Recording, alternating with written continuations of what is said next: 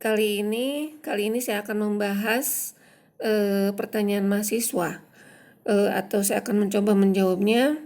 Dan setelah saya cek terdapat 2 pertanyaan yang harus saya jawab ya. Yang pertama yaitu mengenai perbedaan antara pegawai yang bekerja di kantor dan di pabrik. Ini pertanyaan dari Guntur.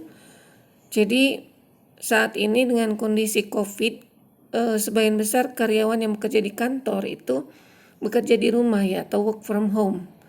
Sedangkan sebagian pegawai lainnya yang bekerja di pabrik itu masih harus bekerja.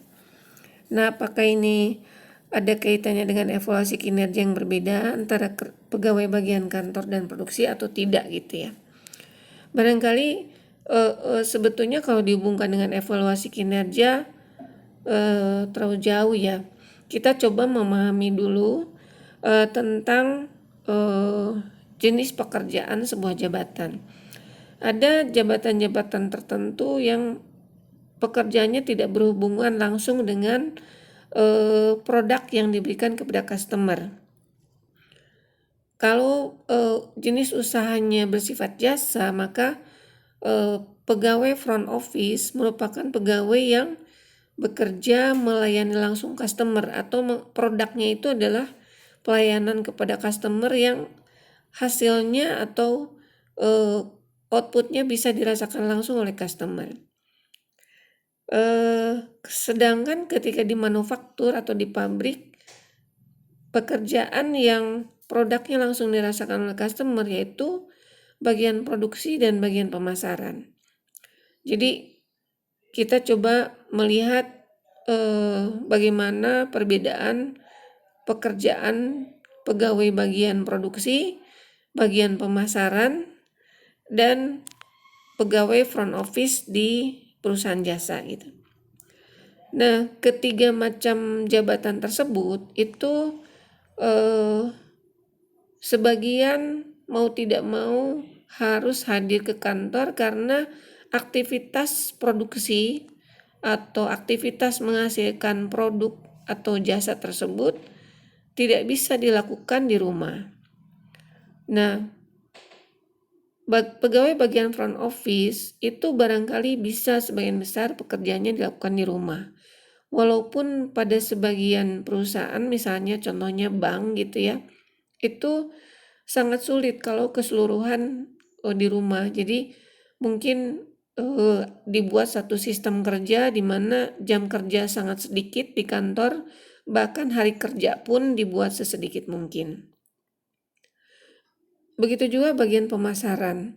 Ketika sedang memasarkan barangkali bisa dilakukan menggunakan teknologi online. Tapi ketika terjadi transaksi misalnya atau ada proses di mana dia harus melakukan satu aktivitas datang ke kantor misalnya atau ke rumah customer. Nah, yang paling sulit itu adalah pegawai yang bekerja di pabrik karena ketika dia bekerja, dia harus dibantu oleh mesin, oleh alat. Oleh karena itu mau tidak mau operator produksi atau pegawai yang bekerja di pabrik itu dia masih tetap harus bekerja dalam kondisi seperti ini. Sebagian besar pabrik mengurangi aktivitas produksi karena memang ini pandemi ya, jadi terjadi di seluruh dunia.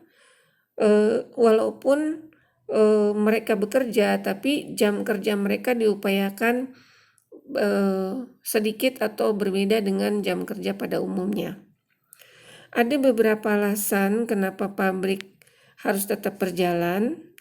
Nah, ini saya melihatnya dari aspek mesin ya. Jadi kalau dari aspek manusia sudah jelas, problemnya adalah kenapa harus bekerja di rumah, karena khawatir terpapar virus gitu. Ketika pegawai bekerja di rumah itu tidak ada masalah sebetulnya. Secara fisik mereka tidak ada masalah. Nah, yang menjadi masalah adalah mesin.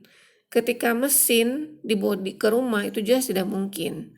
Oleh karena itu maka pegawailah yang datang ke pabrik. Terdapat beberapa alasan kenapa perusahaan tidak bisa sama sekali menghentikan proses produksi. Di samping memang ada target produksi gitu ya. Alasan lainnya adalah pemeliharaan mesin.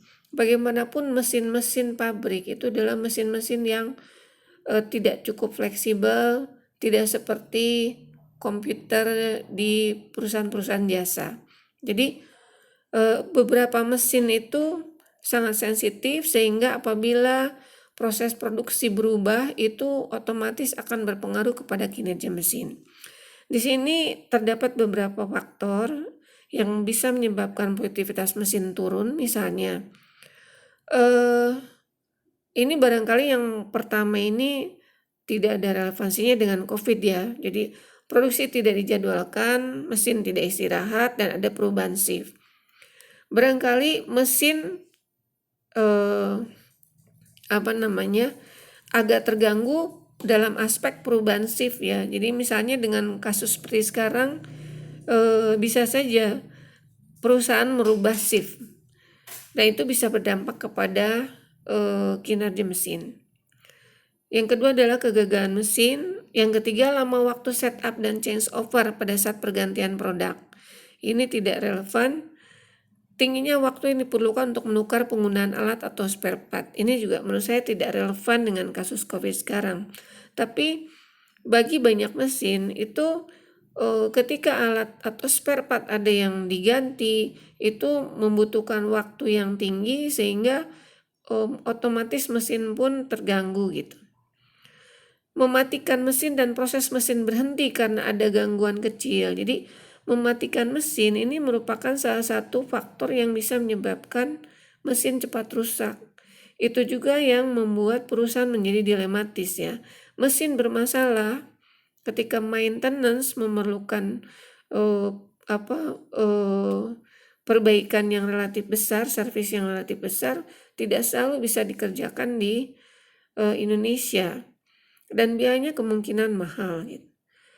Yang berikutnya adalah faktor usia pakai mesin, ini juga tidak relevan. Lalu kerugian yang dihasilkan dari adanya scrap, waktu jeda antara menghidupkan dan mematikan mesin yang menyebabkan menurunnya produksi mesin. Jadi sebetulnya dari sini kita bisa memahami kenapa di banyak perusahaan selain alasan ingin memaksimalkan produktivitas, tapi juga untuk memelihara mesin. Oleh karena itu, pabrik-pabrik itu mesinnya bekerja 24 jam dengan melakukan shift kerja. Jadi dari sini kita bisa mengerti, walaupun bukan berarti ini sesuatu yang baik ya, tapi dari sudut pandang pengusaha, menghentikan mesin sama sekali, otomatis selain target produksi tidak tercapai juga kemungkinan akan terjadi kerusakan mesin. Dari sudut pandang pegawai terutama level bawah, barangkali juga untuk kasus di Indonesia kita menemukan kasus-kasus di mana malah pegawai yang menginginkan kerja walaupun tidak ingin kerja full. Mereka merasa dengan bekerja di rumah itu pendapatan mereka bisa turun.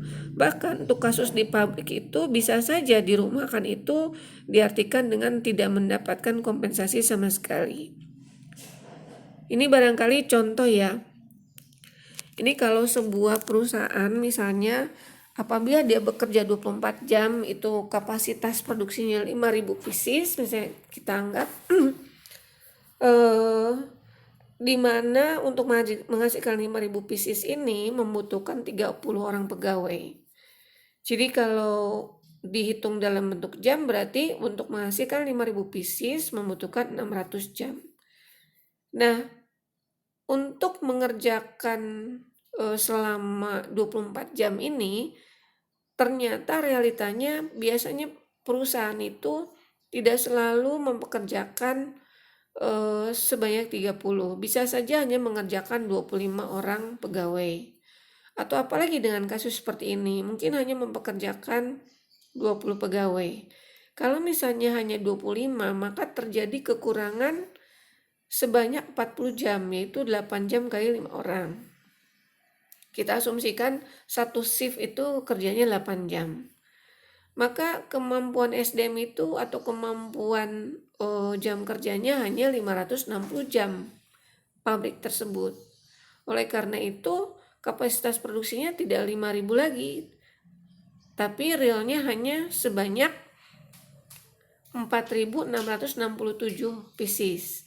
Karena jam kerjanya bukan 24 jam lagi, karena pegawai yang 25 itu menyebabkan kapasitasnya hanya 22,4 jam dalam satu hari.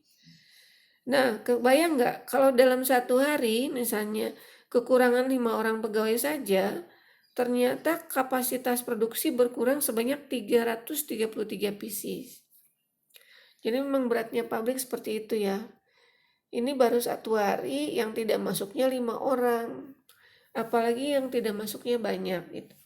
Jadi barangkali kita berharap nanti ada dari dari pihak ekonom atau pemerintah yang bisa membantu dalam mengusulkan kebijakan-kebijakan sehingga kejadian musibah seperti ini misalnya bisa diprediksi lebih awal dan membuat baik perusahaan maupun pegawai tidak terlalu merasa dirugikan.